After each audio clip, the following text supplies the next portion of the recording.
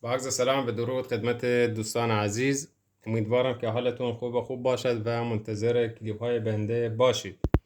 امروز میخوام طلسم باب جل و جلب الجل. دوستان، این طلسم باب جل طلسمی هست بسیار بسیار قوی هست و طلسمی هست کارش فوری، 100% تضمینی، شرطی، چون از موکلین بسیار قوی استفاده می شود و همینطور که از کردم طلسم جلب و جلب یعنی از شیره مادر جلب اون شخص رو میکشه براتون. دوستانی که با شخص کدورت دارن یا بینشون سیاهی افتاده باشد یا سنگینی بینشون افتاده باشد و فاصله شون زیاد شده و جدایی افتاده بینشون، این طلسم جلب و جلب میتونه به زودی و کار فوریه و سرعت عملش بالاست که اون شخص جلب بشه پیشتون و خودش درخواست میده که بیاید مثلا با هم رفیق یا دوست باشیم و اون شخص نظر میده به شما بابت دوستی و محبت شدید. دوستان، طلسمو میکشم، توجه داشته باشید.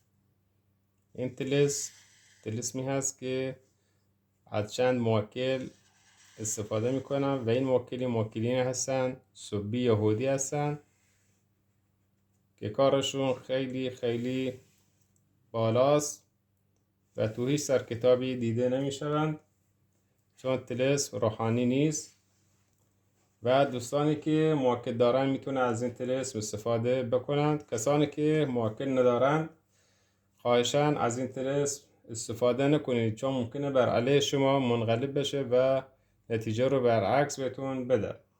دوستانی که تمایل دارن با بنده در ارتباط باشن میتونن از طریق واتساپ به شماره 0938 532 87 29 ارتباط داشته باشید.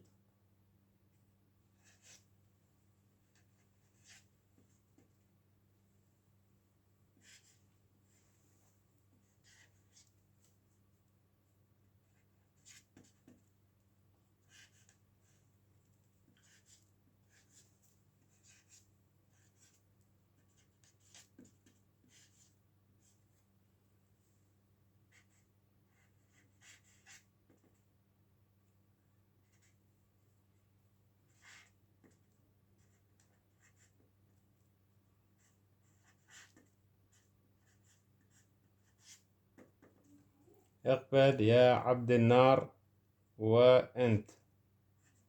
دوستان، این فقط بابت آموزش دارم انجام میدم. موقعی که میخوام بابت شخص انجام بدم از بخورات و طلسمای کامل استفاده میکنم، چون این فقط بابت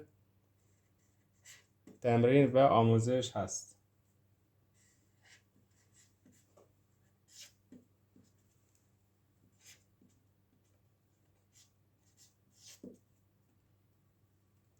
یا برقان و انت یا سمرون.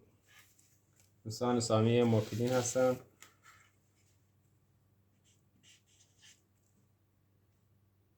الى کذا و کذا. اون شخصی که میخواهید اسمش اینجا می نویسید.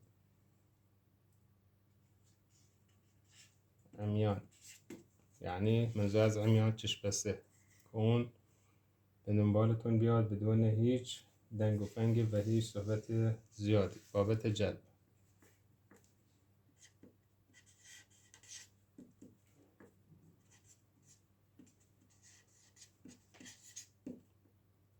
پیجلی با تهیج. دوستان، طلسمو کشیدم، عزیمتی داره و موکلین دارن که این طلسم میبایستی روش بخونید. دوستان، طلسم این اگر تونستید یا از اون شخص لباس گیرتون بیاد، میتون سر لباس اون شخص این طلسمو بکشید و با روغن زیتون طلسم میکشید رو لباس اون شخص و با روغن زیتون میپزید و خود اون شخص با پای خودش میاد و التماس میکنه که فقط و فقط برگرد و با من باش. اون شخصی که باش کدورت و عداوت یا سیاهی افتاده بینشون، چون این طلسم باب جلب و جلب چیزی هست خیلی قوی و بسیار موثر هست. و کار این طلسم من شرطی تضمینی بهتون میدم، چون صاحب این طلسم چنین گفتن طلسم جذاب و عجایب از اون طلسم میبینید.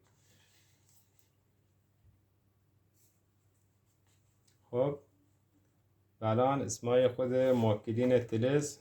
دوستان این طلسم با 35 موکل کار انجام میدهد، ولی بابت آموزش از چند طلسم از چند موکل استفاده میکنم.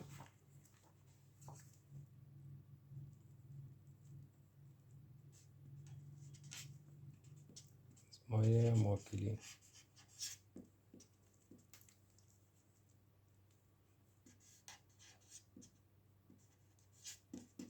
دوستان هر طلسمی که می نویسید، هر موکلی که می نویسید 2 بار 3 بار زمزمه و تکرار کنید. لیوش، طیوش،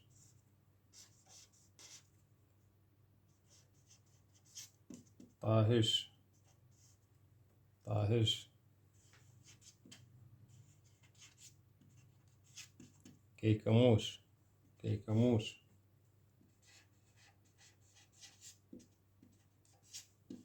یوش، یوش،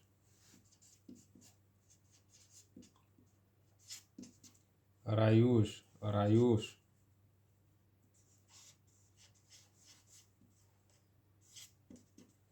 کلهوش، کلهوش،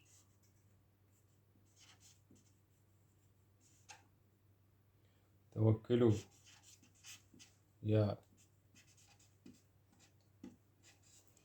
خدام. هذه الأسماء الجلب كذا وكذا. دوستان این طلسم هم بابت مؤنث به کار میبرد و هم بابت مذکر، یعنی اگر اون شخص مؤنث باشد این طلسم میتونید ازش استفاده بکنید، اسم اون شخص و اسم مادرش اینجا می نویسید، و اگر مؤنث باشد همچنین اسم خودش و اسم مادرش رو می نویسید. دوستان طلسم ما به پایان رسید. تا کلیپ های بعدی منتظر بنده باشید.